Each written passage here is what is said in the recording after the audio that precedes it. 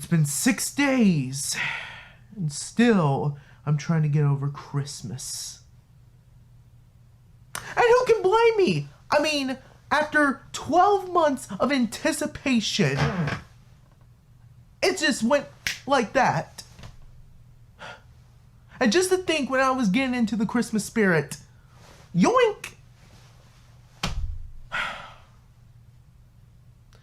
But that doesn't mean that I can still celebrate Christmas in my own way. And that is by reviewing a Christmas-related film.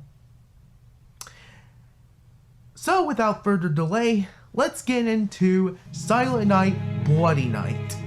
Before Garbage Day became an internet meme, there was another Christmas slasher film that was confused for its more infamous rival, Silent Night, Deadly Night. And strangely enough, this was the first Christmas-themed horror film ever made. Sure, people like to say that Black Christmas was the first one to do this, but Silent Night, Bloody Night predates that movie a whole year later. But despite being the first slasher movie taking place around Christmas time, how well does it hold up? Well, let's take a look, shall we?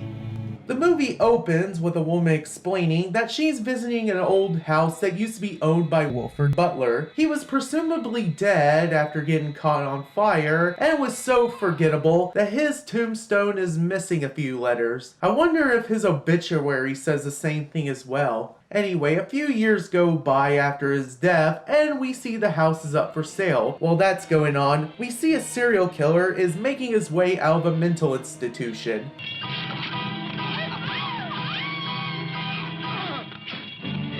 Oh no, Mario has been playing too much Grand Theft Auto! Yep, not even a few minutes in, and we're already to our first problem. The editing in this movie frickin' sucks. And it's not just this scene alone. There are plenty of these moments scattered around throughout the whole entire movie. Well, it looks like PETA's gonna have a field day with this one. Anyway, we cut to the house where we meet a real estate agent, his assistant, and a product plug that will later regret putting a plug in this movie. Which, by the way, Canon is still better than you. Just saying. It turns out that the real estate agent, played by Patrick O'Neill, is having an affair with his assistant, played by Astrid Herring. By the way, am I the only one a little bit grossed out by this? Or is it just me? I don't know. The fact that Patrick O'Neill looks old enough to play her dad is very unnerving enough, but how is she attracted to him? He's a wrinkly old man. This is not like dating someone who is a few years older than you. No. This is Hugh Hefner territory. Just ew! You know we're not rich. Most of us came here during the Depression. My client understands that, and he fully sympathizes, and he's willing to sacrifice the house. That's an awful lot of cash. I'll wait for your answer till tomorrow. So until they can strike up a deal with the house, he plans to spend the night at the mansion, but the people try to convince him to get away from the house by setting up some sweet perks.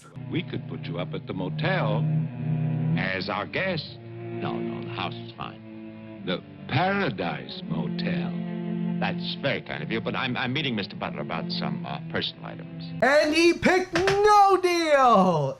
Now, let's see what you want inside the suitcase. Oh, look at that! You want a one-way ticket to death for you and your girlfriend whom you're having an affair with.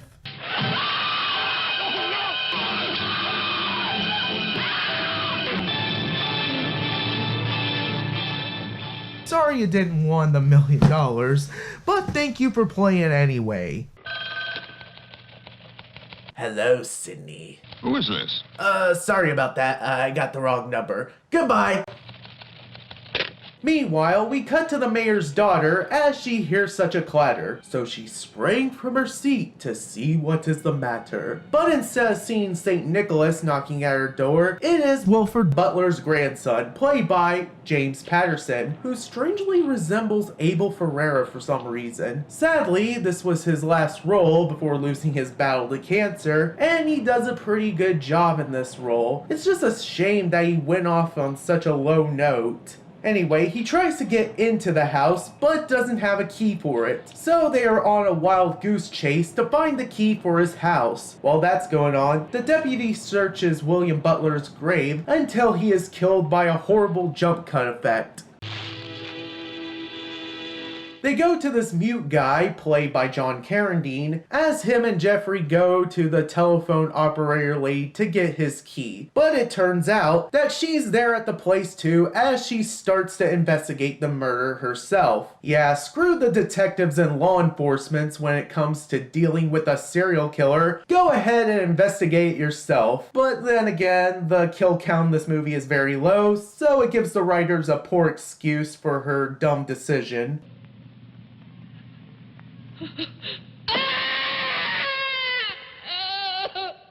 So Jeffrey has enough with all this crap and decided to leave the old man behind. But him and Diane go searching for the old man anyway, only to find his car wrecked beyond repair.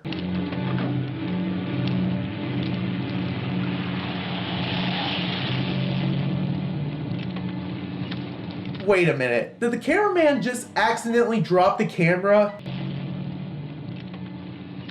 Aw, crap. I forgot to turn the camera off. Should we do that again? Don't worry about it. We'll just edit it in post. So Jeffrey ran over the old man by accident, which Diane suspects him to be the killer. But instead of running away from him like any other reasonable person, she gets in the car with him to arrive to Jeffrey's house. They see the sheriff's car parked in front of the house as Jeffrey goes to investigate. But instead of finding the sheriff inside of the house, he finds his grandfather's diary detailing the previous events before his birth. Apparently him and his daughter had an incestuous relationship because the affair subplot wasn't gross enough, and he turned his estate into an asylum. But he then later regrets his decision and lets all the inmates free. But instead of running away from the place, they decide to take an eye for an eye, quite literally.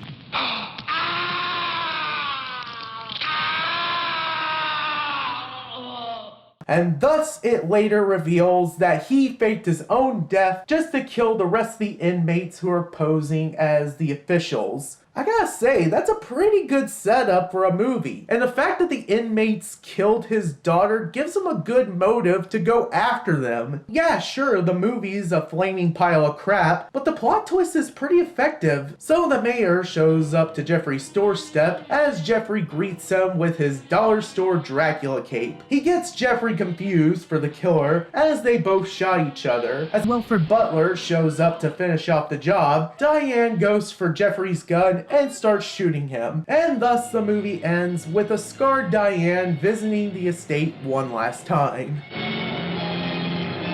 So that was Silent Night, Bloody Night. And while it's not the worst thing I've ever seen, it's pretty bad. I do have to say that this has all the makings for a good slasher film, but unfortunately it doesn't reach to its full potential. The murder mystery aspect of it is well executed, the movie has some creepy elements to it, and it's definitely a breath of fresh air when it comes to the other Christmas slasher flicks. But sadly, the movie's flaws stick out like a sore thumb. The editing is poorly done, the shots were too dark that you can barely see what's going on, and some of the side plots are scattered all over the place. I would like to see a remake of this movie further down the line, but as for now, this movie is not worth looking into. And that's all I have to say.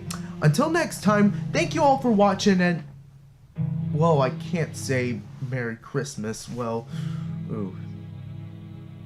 Oh well. Happy New Year, guys. Hope 2015 will be better than 2014. Anyway, see you later.